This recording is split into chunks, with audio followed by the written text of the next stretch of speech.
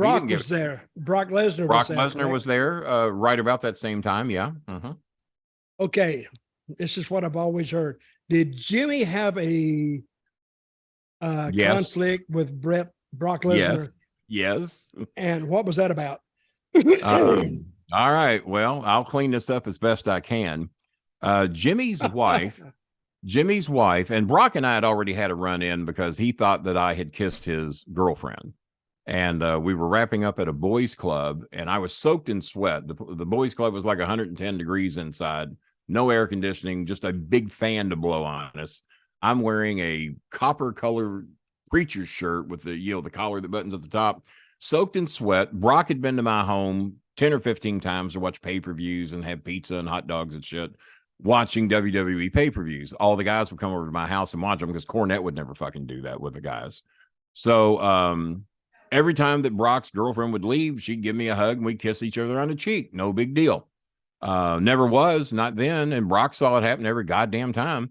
So at the show, as I'm getting ready to head out, Brock was in a shit mood because Seven, if you remember which one he is, Seven had done something to piss off Memphis about ring crew work. So it used to be that only the amateurs broke down the ring. Well, Jimmy, after this shit with Seven, decided, well, you guys are going to be humbled. All of y'all are on the fucking ring crew now. The amateurs don't have to do it no more. So the baby faces will set the ring up. I probably got to hang up on. I do. I got to call you back, Jimmy. All right. So was that Jimmy Cornette? No. so I cannot tell a lie. I'm the George Washington of podcast. So his I can't remember her name, reaches out to hug me. I said, honey, I am soaked in sweat. I would not let an elephant touch me right now. No jokes out of you. And I said, I'm soaked in sweat. So I put my arms around the area to give a air hug. And then I go, and the microphone is her. And I go, mwah, mwah. Never touched her. It was air kisses and an air hug because I was soaked in sweat and didn't want her to touch me. For her sake, not mine. Brock is walking in. He's on the ring crew because they would rotate. Baby faces would set up. Heels would break down. Next night, rotate. Heels set up. Baby faces break down. Because if you break down, you don't get to leave. You got to hang around and do the shit. So one night you get to leave early. The next night you wouldn't. Well, that night, Brock was babyface. So they had to break down the ring. Heels had already left. I'm getting out of there late. Brock walks in as he sees me with my arms around her area and the air kisses. But there's a bunch of fans outside watching the guys break down the ring. So Brock says, hey, get your hands off my girlfriend, Bolin, you motherfucker. And I look at him, I go, hey, buddy, hey, no problem here. No, I don't want no trouble. So into the crowd. So, yeah, okay, cool, man. No. So I back away. He says, seriously, motherfucker, get your goddamn hands off my girlfriend. And I look at him, I said, Brock, are you okay? He says, no, I'm not okay. He said, you ever touch my girlfriend again, I'm going to beat the fuck out of you. I said, Brock, I never touched her. I said, I'm sweating like a goddamn pig. I said, I never touched her. Like I said, motherfucker, you touch her again, I'm going to fucking kill you. So Chris is standing there by me, and Chris is thinking the shit's going to get bad. I said, Brock, I never touched her. So his girlfriend speaks up. She says, Brock, he never touched me. My hand to God, he turns to her and he says, shut up, bitch. You know better. She gave him a look like, well, this relationship just ended. And then he pie faces me, but I don't go down. He pushes me. I take 2 or 3 steps back. And I looked at him. I said, what the fuck's the matter with you? Chris runs to the locker room and gets Sylvester Turkey. Did you know or ever work with Sly Turkey? I know who he is.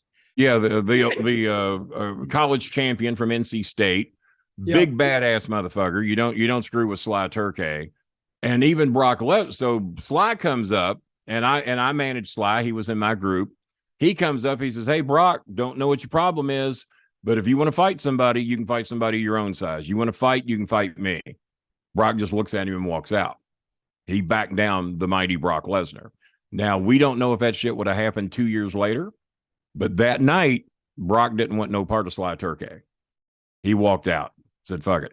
So the boys apparently had called Jimmy and told him what happened, that Brock had pie-faced me, giving me shit over his girlfriend and everything.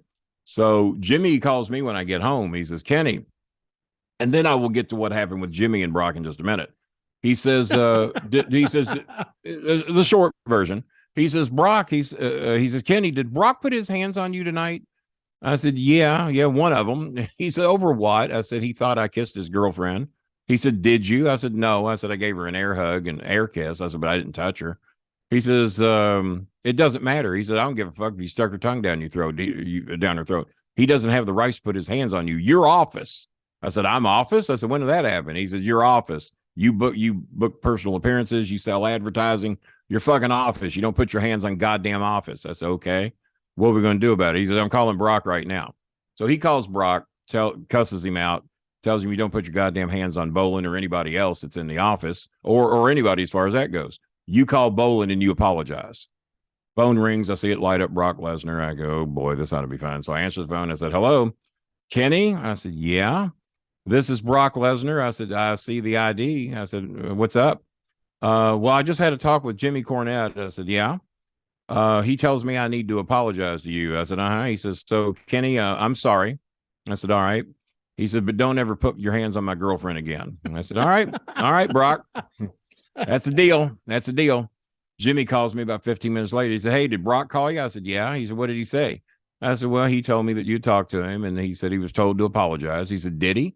I said, he told me he was sorry. He said, and is that where it ended? I said, no, he told me never put my hands on your hands on my girlfriend again.